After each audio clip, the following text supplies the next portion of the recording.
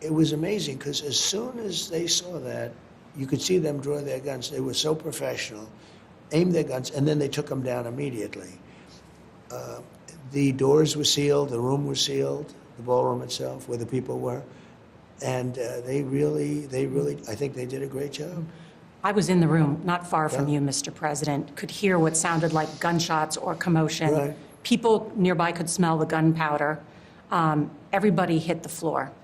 There were a number of people who were very, very scared. Yeah. How worried were you that there were going to be injuries? I wasn't worried. I understand life.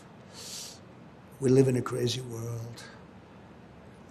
You can really enhance your chances of having a perfect situation, but sometimes things will happen.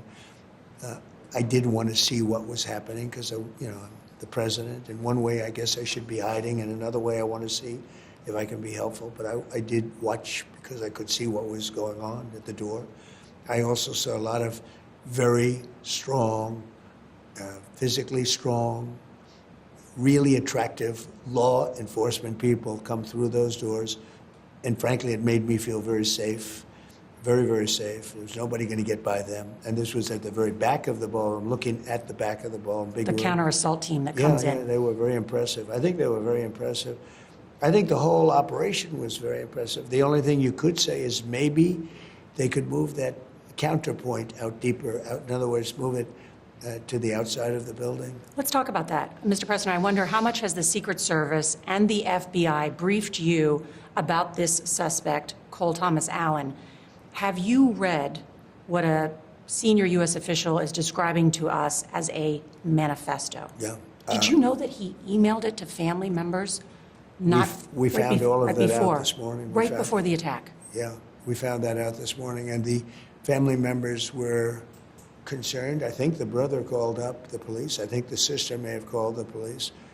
The parents were rather devastated. He lived with the parents. I saw the parents last night on television opening the door. I assume that was his parents. Look, you have sick people, and you have to mitigate the risk. But some of these sick people, it's amazing. They're very sick, but they're also, in some cases, very, very smart. He went to great school. I can tell you the person in Butler, I don't know if you ever looked at his academic credentials, he had almost 1,600 in his college boards. 1,600. Nobody has. I mean, it's the upper 99.9 percentile or something, and he was a crazy person, but a smart crazy person. I think the law enforcement did a great job last night. Let me ask you. I guess if they didn't, I wouldn't be here. But I think they really did a great job. Mm-hmm. Now, can you make adjustments? I mean, we're also learning. Can you make adjustments? I think the only adjustment would be you move your security equipment further away. But it was about 50 yards away. 50 yards is a lot of yards. Now, when a guy's running at that speed, he was a very fast person. Mm-hmm. And he got him by a little bit by surprise, but that didn't matter because he was totally subdued very shortly after he passed that one point. The so-called manifesto is a stunning thing to read, Mr. President. He appears to reference a motive in it. He writes this, quote, "Administration officials, they are targets." And he also wrote this, "I am no longer willing to permit a pedophile, rapist, and traitor to coat my hands with his crimes." What's your reaction to that? Well, I was waiting for you to read that because I knew you would, because you're horrible people, horrible people. Yeah, he did write that. I'm not a rapist. I didn't rape anybody. Do you think he was referring to you? Excuse me. I'm not a pedophile. You read that crap from some sick person. I got associated with all stuff that has nothing to do with me. I was totally exonerated. Your friends on the other side of the plate are the ones that were involved with, let's say, Epstein or other things.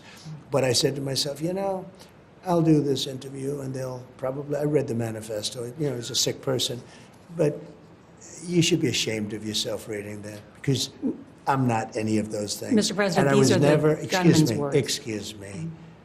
You shouldn't be reading that on 60 Minutes. You're a disgrace. But go ahead, let's finish the interview. The other thing that he wrote in You're disgraceful. the other thing in the manifesto that I think is worth looking at in terms of determining his motive is he had been staying at the hotel since Friday. He checked in, he said he had cased the place, and he wrote, "What the hell is the Secret Service doing?"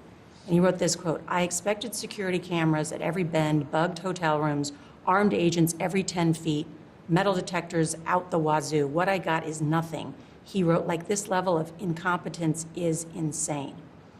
Sir, you have already had two Well, he was attempted pretty incompetent, too, because he got caught. And he got caught pretty easily. So I'd say he was pretty incompetent, too. You know, I could take any event having to do with security or anything else. I can always find fault, no matter what. I can take a baseball team that won the game 18-0 and say they should have played better. Those guys did a good job last night. They did a really good job. Now, do they make adjustments? They do. They learn. They make adjustments. We're living in a different world with the internet than we had years ago. But even years ago, it was very dangerous. I mean, just ask Honest Abe Lincoln. Pretty dangerous. And but we are living a very, you know, the internet, I think maybe more than anything else, it's radicalized some people. It's made people mentally sick. It's also a great thing. It's a phenomenal thing. We're the leader in it. We're the leader in AI. It's a great thing, but you'll always find problems.